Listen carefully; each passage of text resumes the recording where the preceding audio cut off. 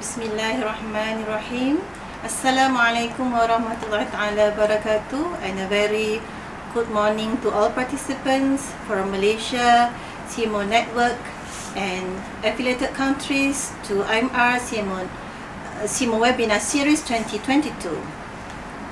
The theme for our webinar today is Diagnosis and Discoveries, Insight from Inborn Errors of Metabolic Diseases in Malaysia. Our presenters today are from the Specialized Diagnostic Centre, Ministry of Health, Malaysia. I am Dr. Ana Sufiza Habib, Head Centre from Specialized Diagnostic Centre, Ministry of Health, Malaysia. I'll be your moderator for today's webinar session.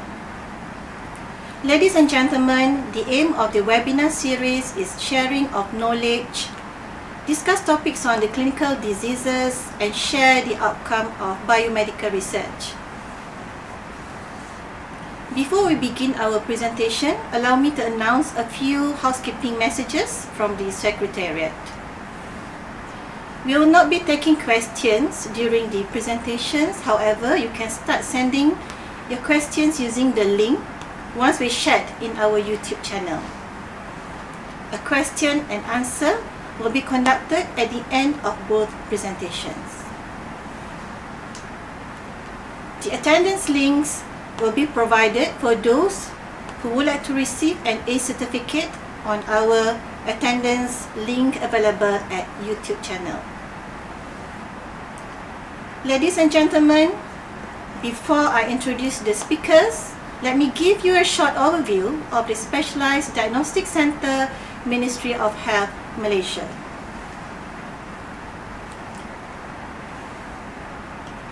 Okay, the Specialized Diagnostic Centre is situated in Jalan Pahang. We're next to Hospital Kuala Lumpur and also next to UKM, the Kuala Lumpur campus. Okay, SDC, Specialized Diagnostic Centre, also known as SDC, we were founded in 1950 as a biochemistry division, and during the restructuring of IMR in the 90s, most of the routine services that was initiated in IMR, especially in the biochemistry division, was transferred to the hospital during the automation period. Since then, SDC has been established in April 2001. Okay, this is the overview as what do we do and is SDC. SDC supports the chemical pathology services in the country. We do continuous research and development and develop new laboratory tests after we develop a new method. So mainly, we provide the comprehensive biochemical genetic testing for the inborn errors of metabolism diagnosis and also molecular genetic testing for the rare genetic diseases in Malaysia. This is the functions of SDC. How do we contribute to the capacity building of the nation? We are the reference center of lab diagnosis for inborn errors of metabolism, rare genetic diseases, and also pediatric endocrine diseases. We also do research collaboration, give advisory and consultative services, and also training centers for laboratory methods, in particular in biochemistry methods, and also lab methods in molecular genetics for inborn errors of metabolism and rare genetic diseases. Okay, this slide just to summarize the main activities in our centers, SDC, mainly on the inborn errors of metabolism and also rare genetic diseases. Okay, now we will proceed with our webinar sessions. For today's webinar, we have two speakers. Our first speaker is Puan Hasyidah Bongsu, a science officer in Endocrine Unit Specialized Diagnostic Centre. She She holds a Bachelor of Science of Biomedical degree from UKM in 2005 and Master of Health Science in Biomedical from the same university in 2020. She is actively involved in various research in the endocrine and metabolic area as well as quality assurance in the clinical laboratory. Her research areas of interest are newborn screening, diabetes autoantibodies, and also infertility hormones. For today, Puan Raja Hasyidah will share her research and diagnostic experience in her presentation entitled Congenital Adrenal Hyperplasia, Is It Time for Newborn Screening? Puan Raja Hasyidah, the screen is yours.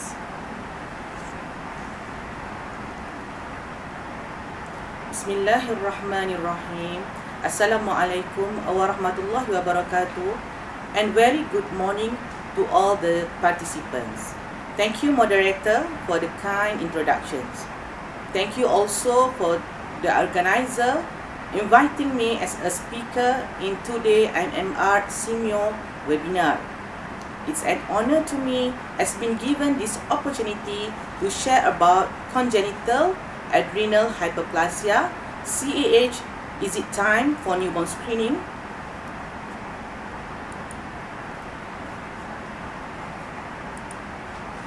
This is the outline of my presentation. It will start with the brief introductions of CAH, the statistic of CAH, issues of concern, CAH newborn screening, where are we now, the diagnostic, and finally the summary. The objective of these presentations is to share about congenital adrenal hyperplasia and diagnostic planning for better treatment and patient management in improving patient quality of life. Let's start with the introduction.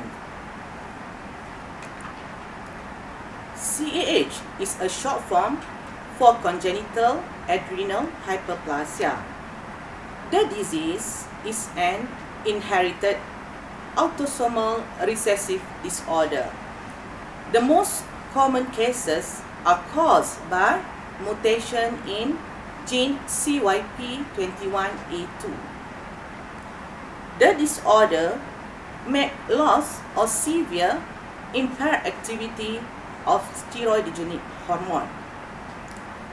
Because of the defect, some of the important enzymes such as 21-hydroxylase will block the pathway or not present and make the reductions of steroid hormone such as cortisol and aldosterone.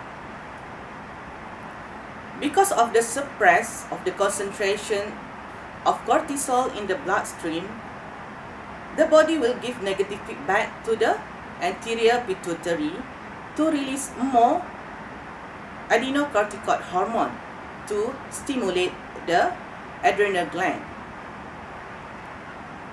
Due to the hyperstimulations of ACTH hormone, the gland will be hyperplastic, and at the same time it will surge the sex hormone such as testosterone. For that reason, the disease is called congenital adrenal hyperplasia.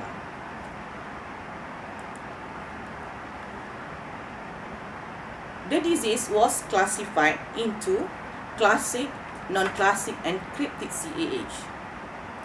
Classic CAH usually manifests soon after the birth of a newborn. Conversely, the non-classic form only detected in childhood or adulthood. Classic CAH was divided into short wasting form and simple virilizing form. However, this category could be detected earlier if newborn are screened for CAH disease after 48 hours of life.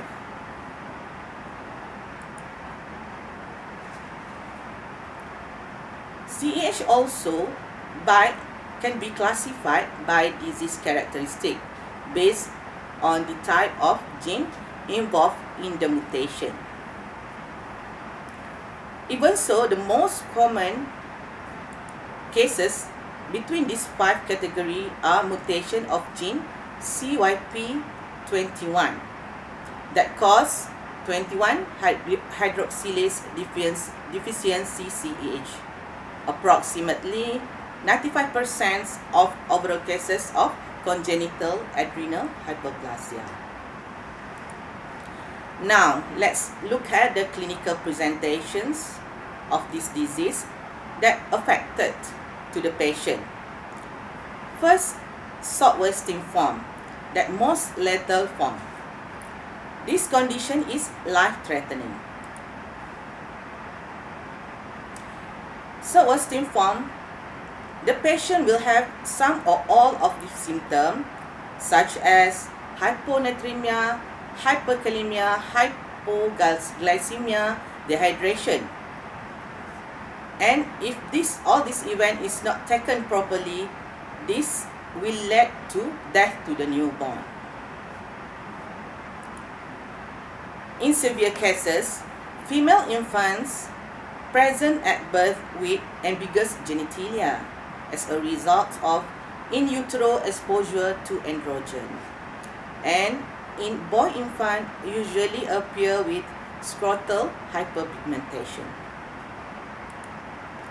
For classic CAH with simple virilizing form, they have milder defect with mineralocorticoid secretion sufficient to prevent salt wasting form.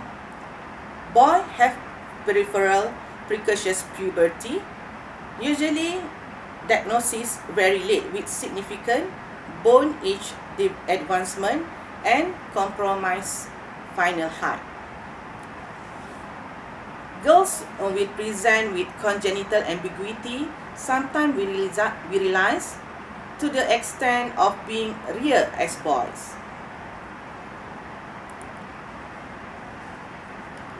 For the non-classic type of CAH, basically productions of cortisol or aldosterone are normal, but excessive productions of sex hormone. At the presentation of disease, approximately 60% of symptomatic women having hirsutism and more than 50% presented with oligomenorrhea. Other than that, they also having problem with acne and decreased fertility. Now, what about the statistic of CAH? How many cases or incidents of CAH disease actually? For the prevalence of disease, CAH disease worldwide is 1 cases in 15 to 20,000 live birth. But for other Asian countries that was reported in many publications such Singapore, Thailand, Japan, Laos, or Indonesia, they are reported in variety of number of prevalence. Either they are lower or higher compared to the worldwide incidence.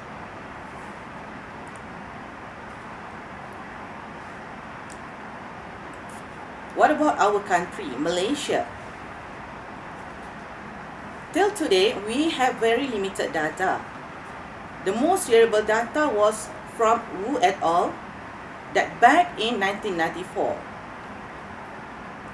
There is the research by a case survey. It shows that CAH happened 1 cases in 3,000 live birth. It is much higher compared to the worldwide incidence or prevalence. In my opinion, this is the right time for our researchers in Malaysia to come up with the latest data of prevalence for CAH disease in our country. In our capacity at endocrine laboratory under Specialized Diagnostic Center IMR, we also done a few retrospective study from our record, our electronic patient record. First study is done between period 2014-2018. The study is look at the result for baseline pre-synaptic test. The result, by referring to the Journal of Endocrine, CEH Guideline 2010, we look at the basal result of 17 hydroprogesterone more than 300 nanomole per liter.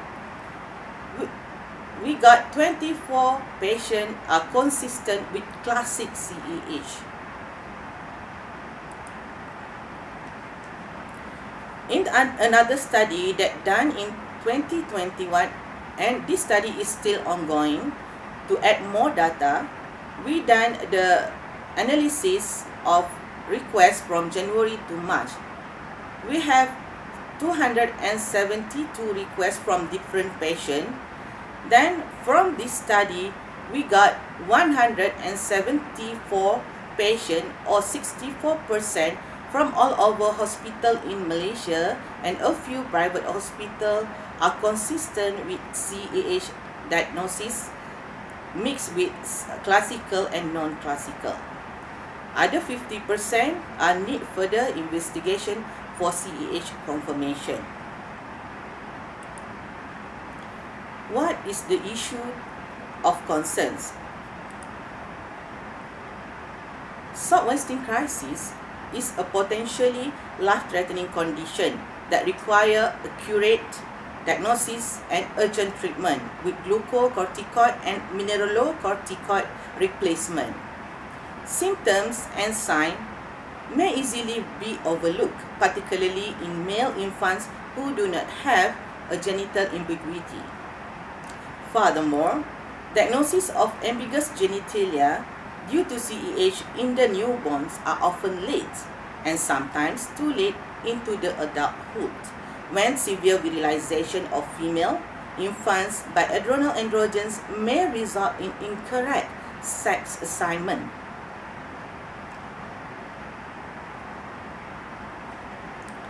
Early gender assignment is vital and prevents the stigma and uncertainties faced by the affected patient. And the other concern is the patient quality of life. So early diagnosis and correct treatment is very important. Here I share with you a heartbreaking news. The news from Hindustan Times that happened in Jaipur, India. A baby was abandoned due to the stigma of the society. The baby first diagnosed as male and later diagnosed as transgender, but actually the baby was a girl. Due to the fear of social boycott and in waiting for the final diagnosis, the poor baby finally was abandoned and diagnosed with CEH. The baby was reported died because of the severe condition that might happen because of salt wasting crisis. Incorrect gender assignment will lead to catastrophic psychological and social consequences to the affected patient. In Japan, SUA 1994 was reported that salt wasting form mortality is about 10.6% in neonates, and about 12.9% of newborn were firstly assigned as male because of atypical genitalia, then corrected to female sex after the diagnosis of 21-hydroxylase deficiency. The diagnostic. Where are we now? Our current practice in Malaysia for CEH detection is through clinical presentation. For the babies, the workup will start with the presentation of ambiguous genitalia, or salt wasting crisis, or simple virilization. For childhood or adult, the symptoms such as short stature, obesity, irregular menstruation, or infertility. For laboratory investigations, There is list of important tests in CAH diagnosis, but the primary marker for CAH is measurement of hormone 17-hydroxyprogesterone. The measurement will using immunoassay ELISA method, either directly or upon stimulation of synthetic ACTH stimulation to the suspected patient.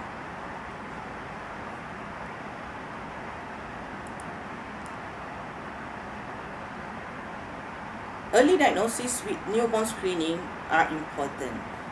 So, early diagnosis is only possible with newborn screening. A few drops of blood will be taken from newborn heels and spread into a filter paper. Then the dried blood spot will be analyzed using latest method with high sensitivity and specificity in detecting CAH disease.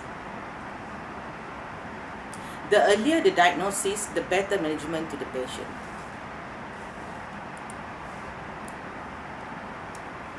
This is the timeline of worldwide CAH newborn screening implementation. The CAH newborn was started, the CAH newborn program was started back in 1977 in Alaska due to high cases of CAH because of the high number of consanguinity marriage.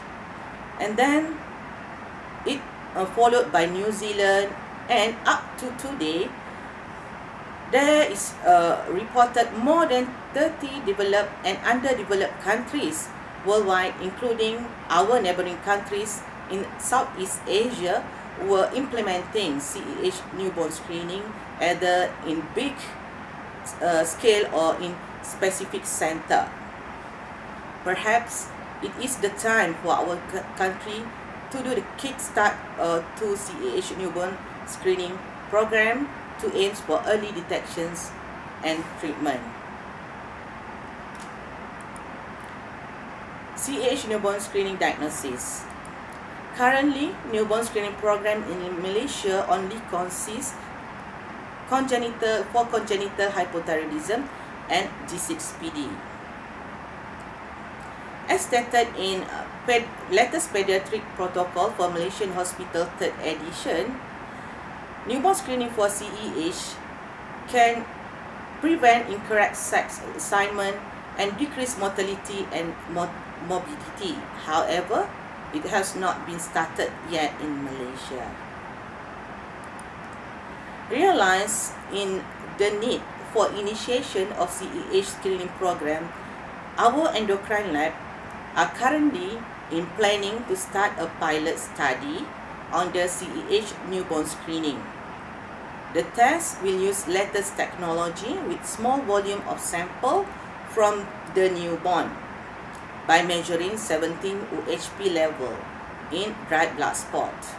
The main objective is to evaluate the reliable method for CAH newborn screening, either immunoassay or more sophisticated method, and also to set the local population cut-off in differentiating CAH and non-CAH.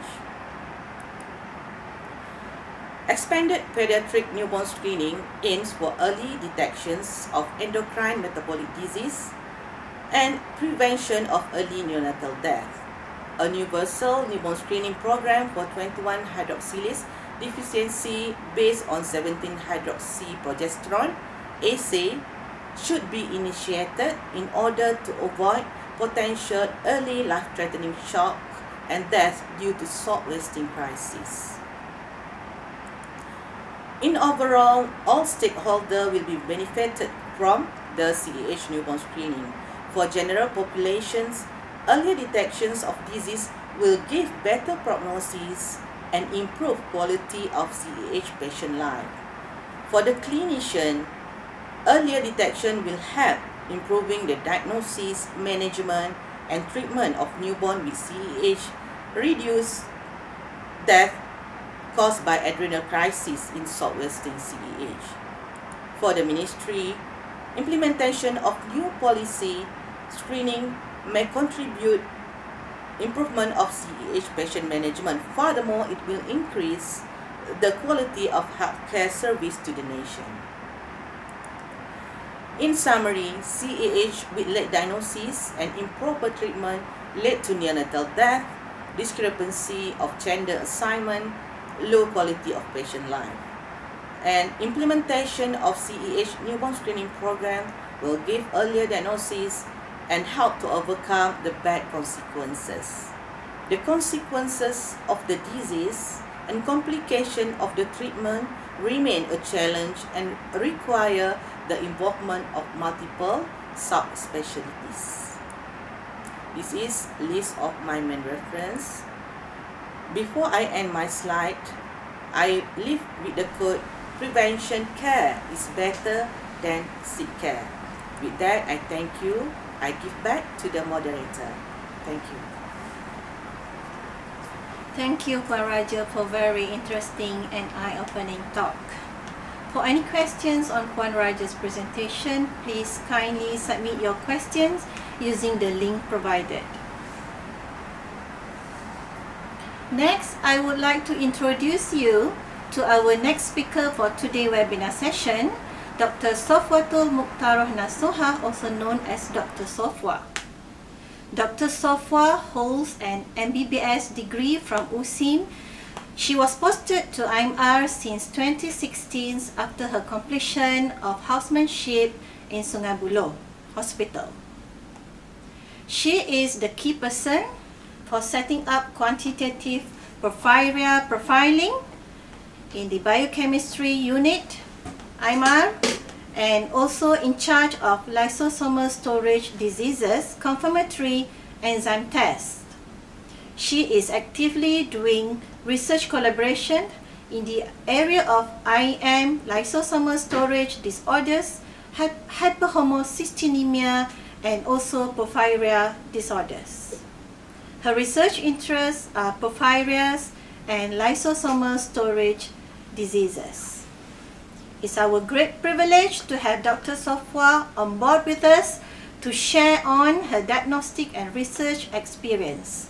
Her presentation for today is entitled Porphyria Disorders, What Do We Know? Over to you, Dr. Sofwa. Bismillahirrahmanirrahim. Assalamualaikum warahmatullahi wabarakatuh and very good morning. Thank you to Dr. Anas Fizal for kind and gracious introduction. First and foremost, I would like to thank the organizer for inviting me as a speaker in this IMR-SEAMEO webinar series. I'm truly honored to give a talk about porphyria disorders. What do we know? Okay. Porphyria disorders, what do we know?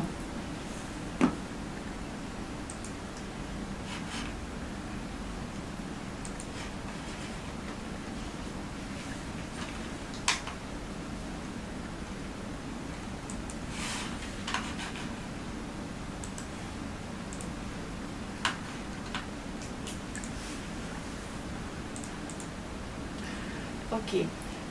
This is my outline of my presentation today on what do we know regarding the porphyria. I will talk about the background of the disease, how it is classified, and the diagnosis. Lastly, the future plan for research and development of this disease in Institute Medical Research in Malaysia. Porphyria, what is this? Porphyrias are a group of rare metabolic disease that result from altered activity or deficiency of different enzymes in heme biosynthesis metabolism. It is hereditary metabolic disorders due to mutation in specific heme biosynthetic genes, inherited either autosomal dominant or recessive fashion. It also can be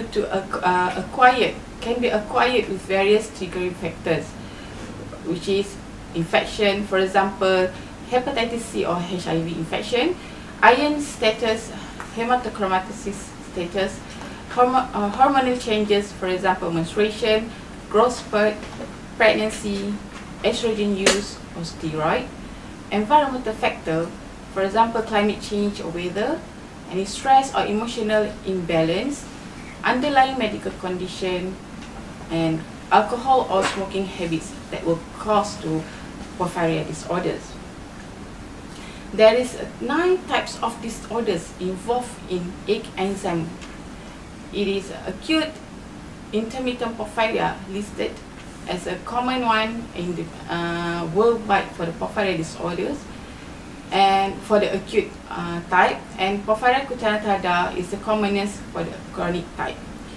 Hepatoerythropoietic protoporphyria, hereditary copoporphyria, berigate copoporphyria, delta aminoglycolic acid synthase deficiency, congenital erythropoietic copoporphyria, erythropoietic protoporphyria, and X-linked protoporphyria. Some background history regarding this disease, that there is a theory of the British royal family's history of porphyria. In late 1880s, the state King George III inherited porphyria disease from his 5 great-grandmothers Mary, Queen of Scots, and suffered from the berigate copoporphyria. There's also theory of vampire disorder that states porphyria is the origin of vampire myth, where because the symptoms and presentation of porphyria coherent with the character of the vampire, such as sensitive to sunlight, pale appearance, craving for blood, and excessive hair growth, with the werewolf presentation. Some epidemiology for the porphyria disorders. It is a rare disease with low worldwide prevalence actually, with the occurrence of overall porphyria in 7.2 in 100 inhabitants, including acute intermittent porphyria about 4.8 in 100,000, porphyria cutanea 1.5 in 100,000, berigate porphyria in 0.7 in 100,000, erythropoietic protoporphyria 0.1 in 100,000, and hereditary copoporphyria 0.09 in 100,000. The database was taken from the Institute of Hematology and Transfusion Medicine in Poland. In Malaysia, up to date, there is no current no study or data on prevalence porphyria disorders in Malaysia. However, we in IMR, as a reference center for porphyria disease, collected average of 13 patients per year that been detected as presumptive positive biochemically, and only a few cases that would confirm by molecular analysis, which is acute intermittent porphyria, since 2017 to 2021. The first case reported in Malaysia is acute intermittent porphyria, was published in Singapore Medical Journal in 1986. And the other type of porphyria is erythropoietic protoporphyria, was first reported in 1988, published in Medical Journal of Malaysia. We're going to heme biosynthesis metabolism, that the main metabolic pathway causing the porphyria disorders. Okay. Heme biosynthesis metabolism is synthesis of heme production, where heme important for the hemoglobin synthesis for the blood oxygen consumption in the body. It takes place in the bone marrow, or we call erythropoiesis. It's also involved in cytochrome synthesis that occur in the liver, which is for the metabolism of the toxins and drugs metabolite. The heme biosynthesis metabolism occurred in the cells, particularly in the mitochondria and the cytosol. Let's imagine this slide is our cells, with this is mitochondria and the cytosol. The heme biosynthesis metabolism begin with the reaction of the amino acid of glycine with succinyl-CoA produce the delta aminoglycolic acid, and delta allow going up to cytosol. We combine 2 molecules to produce a porphyrinogen, is a precursor of porphyrin. 4 porphyrinogen will subsequently produce the first porphyrin molecule, the hydroxymetabolin, and further produce a porphyrinogen 3 and enter back to the mitochondria finally to produce a heme with the presence of iron. Okay. Porphyria, how it is classified. The classification of porphyria can be classified according to the specific enzyme deficiency all over the metabolic pathway or it can be classified according to tissue where metabolic defect primarily expressed, either hepatic or erythropoietic. Or if we can classify according to clinical presentation, either acute neurovisceral symptoms or non-acute, also known as cutaneous porphyria, or even it can be mixed up on acute or cutaneous porphyria. Any abnormality of enzyme deficiency will give rise of specific type of porphyria. There is accumulation of excess excretion of pathway intermediate in absence or deficiency of enzyme in the metabolism. The porphyria into precursors unable to metabolize further. So any deficiency of the enzyme will causing the metabolite will be increased. For example, the most common one is acute intermittent porphyria, that due to porphyrin deaminase deficiency. When this enzyme absent or deficiency, the porphyrin will accumulate in the body, so we can detect that easily.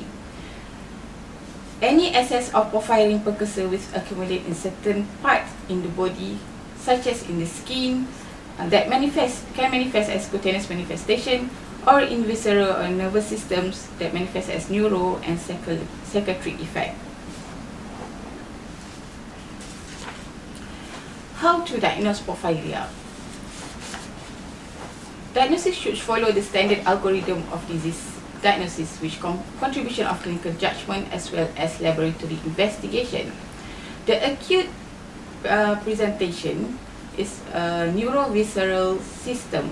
Commonly, gastrointestinal symptoms present with the severe abdominal pain, either acute or recurrent severe abdominal pain associated with the vomiting and changing in bowel habit, which is constipation. There is also central and peripheral nervous system affected. Give manifestation of central nervous system presented with seizure, depression, hysteria, or psychosis. And some patients will complain with pain, stiffness, and muscle weakness over limb and girdle muscle more than trunk on the upper limb compared to lower limb, and prominent proximal compared to distal. And patient also may complain with paresthesia and numbness. There is also symptoms of cardiovascular that might be sinus tachycardia because of the severe abdominal pain, and systemic hypertension. Rarely causing death for this patient may be due to cardiac arrhythmia. For the non-acute also manifest as cutaneous symptoms. Excessive porphyria build up in skin, will interact with light, causes skin rashes and itchiness. The itchiness will repeatedly causes scarring and hyperpigmented, as well as excessively hair growth. Skin that exposed to sunlight causing redness, then develop vesicles and blister. Skin become more fragile, thus it may take long time to heal. Commonly affect sunlight exposed skin areas such as forehead, cheek, ear, back, or ear or back of hands. The cutaneous porphyria is commonly porphyria cutanea, usually manifests at age of more 40s, more common in male compared to female. In IMR, we offer for the lab diagnosis of porphyria. Consists of delta ALA quantitation in the urine, and porphyria profile consists of porphyrinogen qualitative and porphyrin quantitation. Biochemically, we analyze in the urine.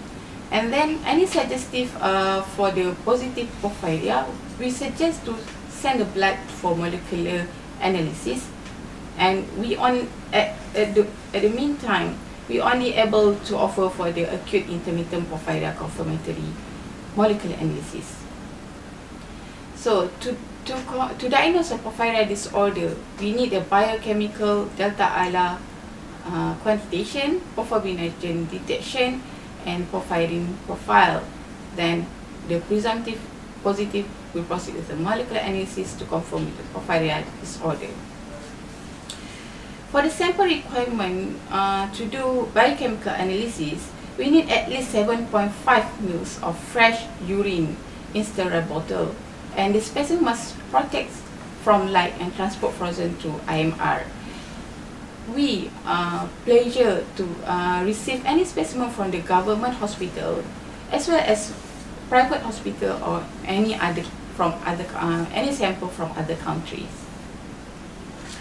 The biochemical analysis we're doing for delta ALA, we quantitate using automatic amino acid analyzer by Biochrome 330 analyzer, and then we do porphobilinogen screen by colorimetry methods with earlich, reagent and saturated sodium acetate solution. Then the porphyrin profile we quantitated using HPLC with fluorescence detector. This table shows a major biochemical abnormalities in porphyrias with genes and chromosomal location. The major markers increase in urine are shown on the table.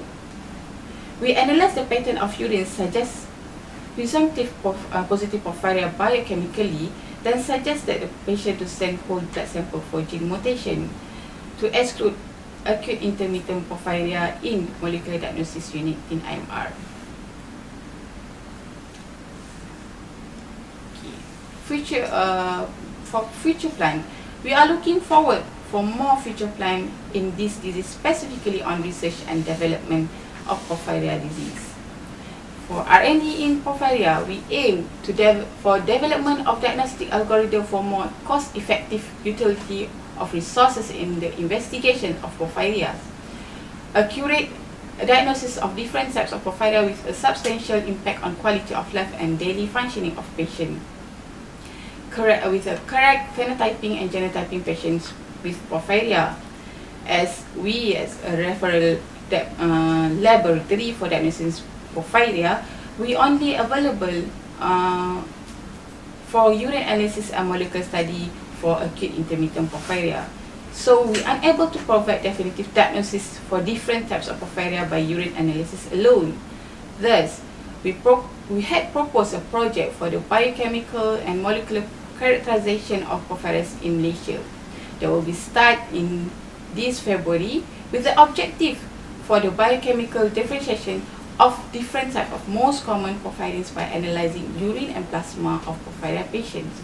And we plan to expand more molecular analysis of mutation and detect defective genes involved in different types of porphyrias. So we really appreciate more contribution and collaboration from our stakeholders involved: generalist physician, dermatologist, surgeon, genetic specialist, metabolic specialist, general pediatrician, neuromedical specialist, and other subspecialty. Your opinion in sharing patients' clinical information and discussion really help us for patient diagnosis interpretation. With that, I conclude that the knowledge we dig is only the tip of iceberg. Probably our stakeholders know better than us. It is a big pleasure if other subspecialty sharing their feedbacks, contribute and participate in discover further on this disease for patients' sake. Porphyria may remain uncommon if it is remain undiscovered or ignored. If it is easily tested and commonly detected, the prevalence might be higher. With that, I end my presentation and thank you. Give back the screen to Dr. Anna.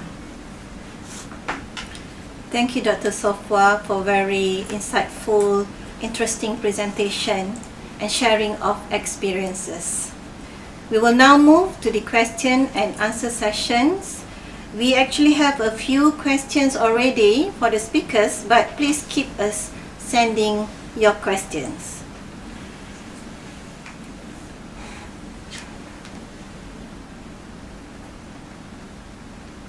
Question number 1 is to Puan Raja. Are all newborns in Malaysia screened for CAH? Or is screening only required if both parents are carriers? Since you have mentioned that it's recommended newborns be tested for CAH within 48 hours of birth. Puan Raja? Thank you, moderator, for the questions. From the experience from other countries that was implement the CH newborn screening, they do for all the live births of newborn, and after a few years or 1 or 2 years, they will look at what is the benefit and cost balance, and then usually they proceed with all the live births. Okay, thank you Puan Raja for the answer.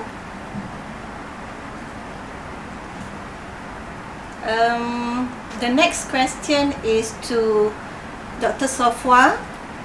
From your cases that you have received in your lab, what is the common types of porphyria in Malaysia? Thank you, Dr. Anna, for the questions. The most common types of porphyria is that we receive is acute presentation with a positive porphyrin detected. So we have a confirmatory test with for the acute intermittent porphyria.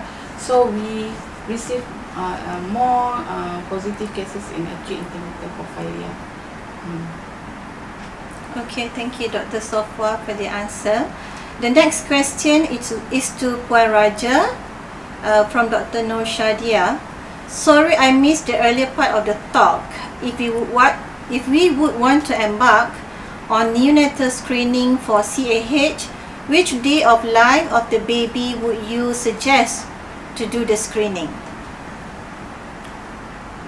From many published sharing experience from other countries, they recommend to start taking the blood after 48 hours to avoid false positive result due to psychological trauma during birth that may surge some steroid, including 17-hydroxyprogesterone.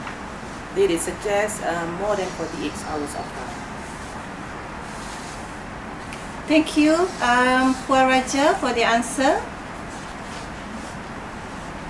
The next question is to Dr. Sofwa. Can you explain why are you getting negative mutation analysis for patients whom clinically and biochemically consistent with acute intermittent porphyria, AIP? Thank you, Dr. Anna, for the good question.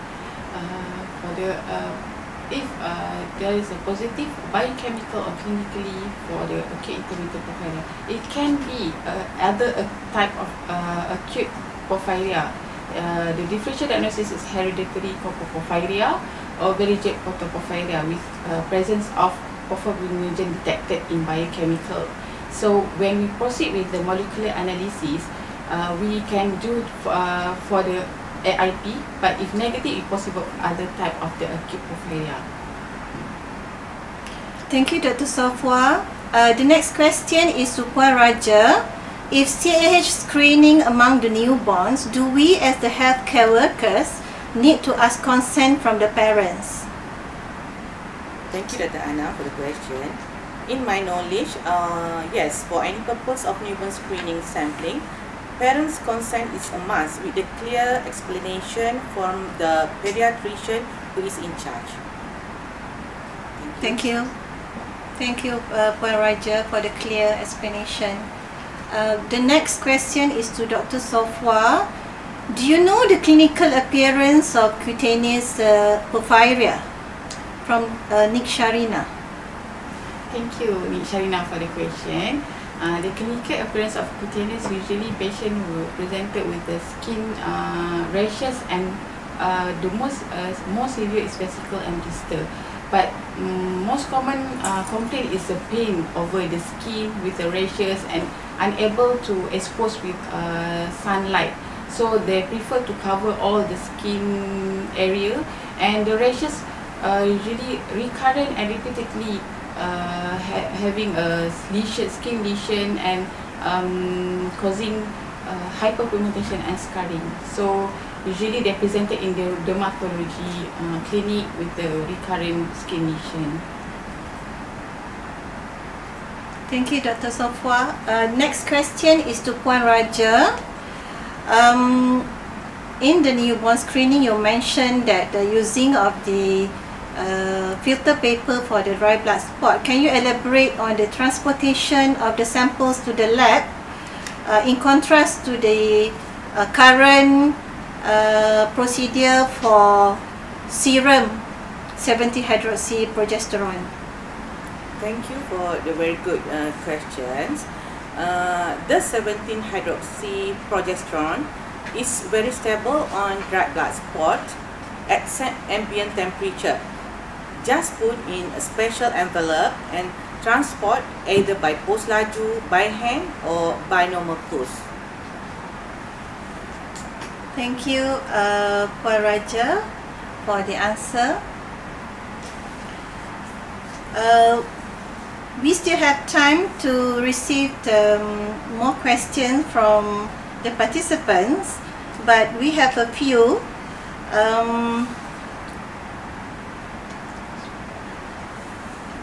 This question is to Puan Raja as well. Is molecular services essentials for CAH newborn screening?